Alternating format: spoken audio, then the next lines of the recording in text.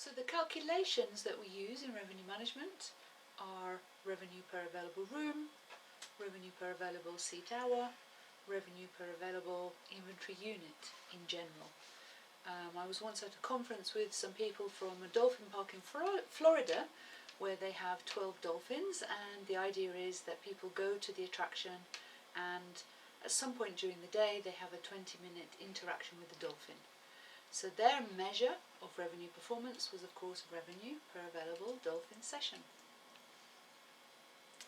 The pillars of revenue management, or if you like the yield management part of revenue management, is inventory control and price allocation.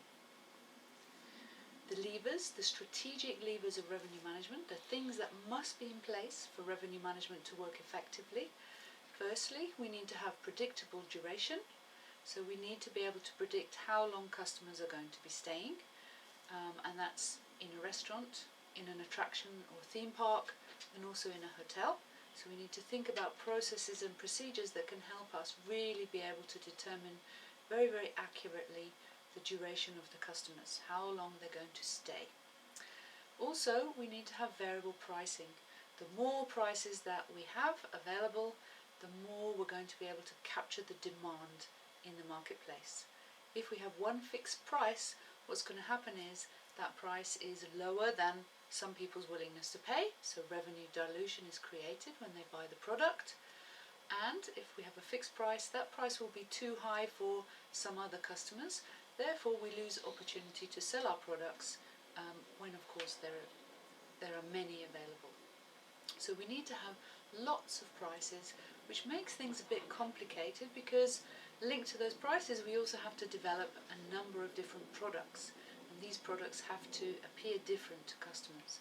So we have to stop thinking in traditional ways. For example, thinking on a train we're selling a seat. We're not really, we're selling an experience. Same thing in a hotel. We have to stop thinking we're selling a small room, a large room, a medium room.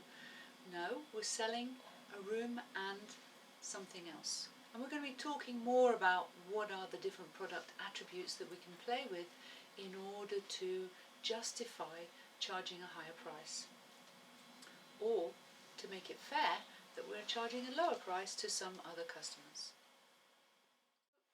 There are some issues surrounding the implementation and the use of revenue management concepts, and the primary issue is, in fact, customer perception of price, and the fact there are many prices available. These prices are changing all the time, and so it's very, very important to manage customer perception, because we all know today, linking with the topic of this week's course actually, that customers are very busy online, they're posting their online comments, other customers are going to look at their comments, therefore we want to have positive customer reviews.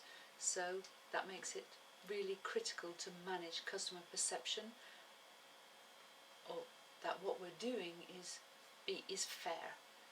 And we're going to talk more about that later too.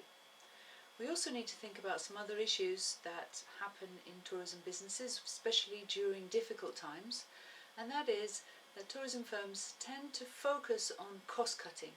So in difficult times we think, wow, we've got to meet our budget, we haven't achieved revenue, let's at least try and achieve cost, and we may be trying to buy in cheaper products.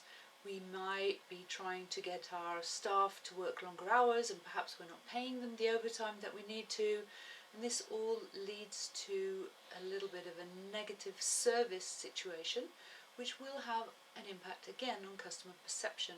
So we have to be a little bit careful in terms of the cost-cutting practices that are implemented, particularly during challenging demand periods. So we've got to have lots of products, so we need to have creative teams where we can think about what are the different types of products that will appeal to those customers that have a different level of willingness to pay. And of course we need to think about how do we price those different products. And it's very important for all of you to be clear that the science of pricing is actually different from the science of revenue management. So revenue management is about controlling pre-established prices. Pricing, on the other hand, price determination, is thinking about, okay, what should those prices be? So at the beginning of every year we have to determine a price ladder. so a range of prices, and those need to be based on customer willingness to pay as well as customer behaviour, which is why we need to do behavioural segmentation. So pricing is a distinct science that we'll need to talk about separately. So please remember that revenue management is about controlling those prices that we have already predetermined, for example at the beginning of a season or at the beginning of a year. So lastly, the tactics of revenue management are of course data collection. So the more data we have, the better usually, as long as that data is representative of things that happened in the past that are also going to reoccur in the future. And we'll talk more about data and the type of data that we need as well in future courses.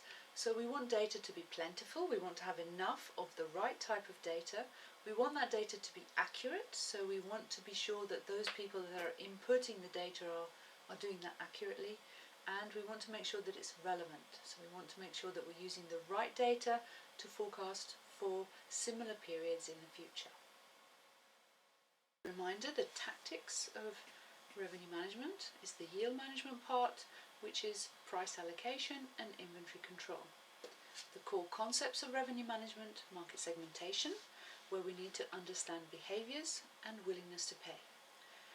Forecasting is also a core concept, so we need to understand supply and demand drivers, and we need to collect data in order to do that. So we need to also understand the key factors affecting business demand or driving demand. Optimization then follows, so there we do our inventory and rate control. We think about our pricing and our product management, and we think about what are the drivers of the business. And all of this is achieved through understanding the key performance metrics.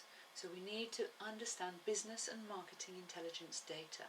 And we're going to be talking about that as well in a future session.